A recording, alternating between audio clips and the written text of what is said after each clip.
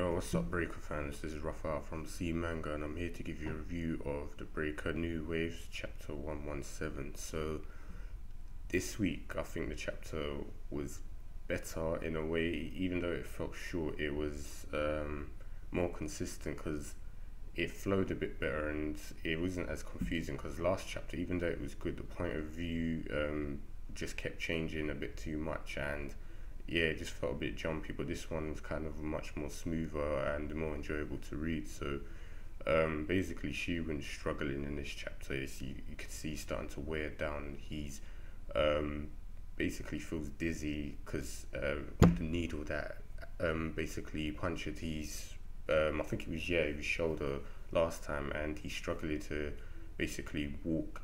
And he reached for I think it was called Lifeblood silver needle, and when he reached for it, it was like he started getting really, like, his eyes were open and everything. He was feeling a lot of pain, and he was saying, "Oh," he's like, "What is that?" He's like, "I can't just reach for this without thinking correctly." And we go to, what's his name again? Ju San-sik and Jong Lei-won. Basically, they're talking about how they're going to capture Shi-Woon, and he can't have gotten too far. And basically, they arrive at the area where Shi-Woon was before, and they see that it's wrecked. Like, there's holes in trees, the rocks are smashed up and everything. Basically, they conclude that he went on a rampage to stay away. And Ju San-sik is basically smug, saying that no one's ever taken out a needle, because as soon as they try to touch it, all your nerves go crazy, screaming out pain. And usually they lose consciousness before that happens. But basically, Ji-woon was different. He started smashing up things to keep himself awake, and they find the lifeblood needle on the floor, and he's somewhat surprised, thinking, how did he manage to do that? But also kind of weird what he said. He's like, "Oh, it's making me want this kid more and more." And I was like, okay, that's a bit dirty old man kind of thing going on.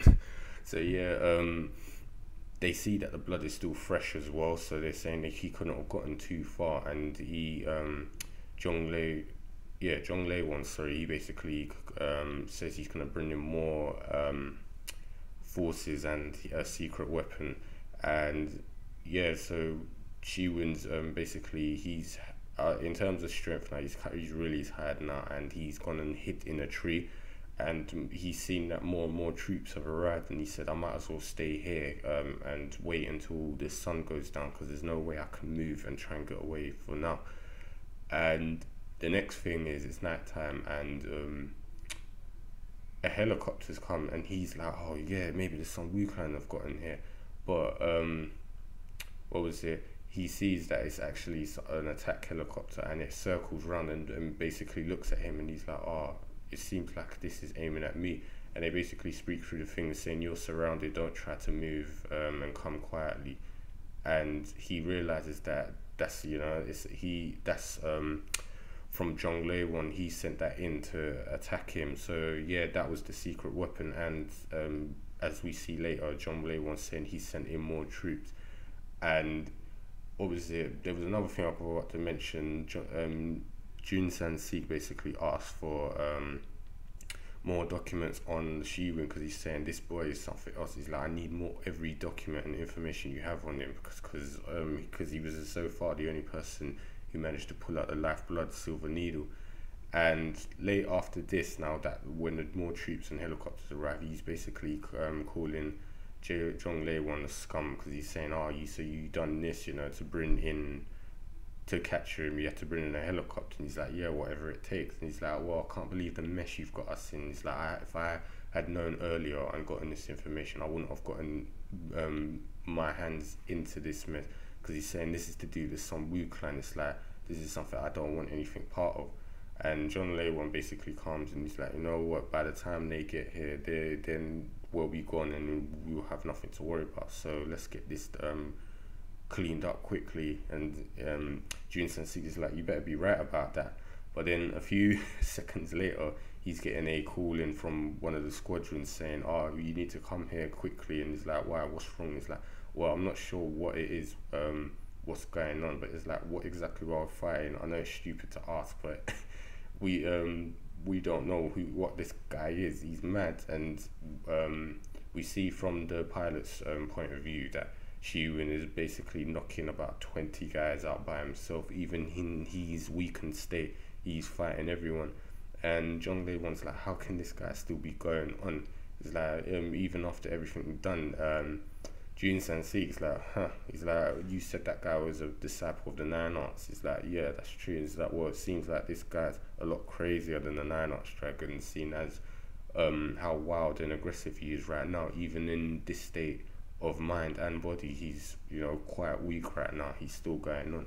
So yeah, as I said, the chapter is really quick. It was basically saying that Shi-Woon's situation started to become more dire and depressing as the chapters go on. And yeah, I can't remember who mentioned it, but it's true. It seems like Jong-Lae-won would not resort to or no, he has no problem resorting to any sort of method to get in Shi-Woon, and he's gone to basically coward's way out or cheap way out. He's brought in an Apache attack helicopter to take to somewhat, you know, capture him. But you know, Shi-Woon's like, I'm still gonna fight, and that's what he's doing right now. I don't know what the helicopter's gonna do. I thought it was gonna fire at him, but I'm guessing because the troops are down there, they're not gonna do that, and obviously not risk killing him as well. So yeah, good chapter. I was kind of annoyed how it ended. That it was just like, oh, he's more wild than the Nine Arts dragon himself, and then it just cut, and I was like, well, where's the other page? And then I had to look. Kept looking to see if there was another one, but it was like, no, it just ended like that. So could have ended a bit better, but gosh, I'm not going to complain too much because the rest of the chapter was good. But I'm guessing the Sun-Woo Clan will be arriving soon, because it seems like it's leading up to that point, and Shi-Woon is pretty much burning out. I don't think he can go on for much longer, so I'm guessing Elder Kwon will come in and deal with it, and maybe we'll see a fight between him and Jun San-Si. Jong-Lae-won, I don't know what this guy is on anymore. He's just a freaking coward. He's any method he wants to do to secure Shi-Woon. It looks like he'll do anything at this point, and he might even try and wound Shi-Woon, like, you know, like dismember one of his legs if it comes down to it, because that seems like what this guy is capable of in terms of the methods he used. And yeah, other than that, yeah, it just seems like it's the waiting game for the Sun-Woo Clan to come. Even as Shi-Woon's demonstrated in this chapter, he can't really do much. He's just waiting for them. So yeah, I can't wait for the next one. I'm hoping it will move a bit faster, because the pace is kind of slowed down a bit, and we're kind of lingering. But you know, I guess it's struggle, innit? You know, those kind of dramatic things, and then we'll see what the Sun-Woo Clan arrives just in the nick of time or something like that.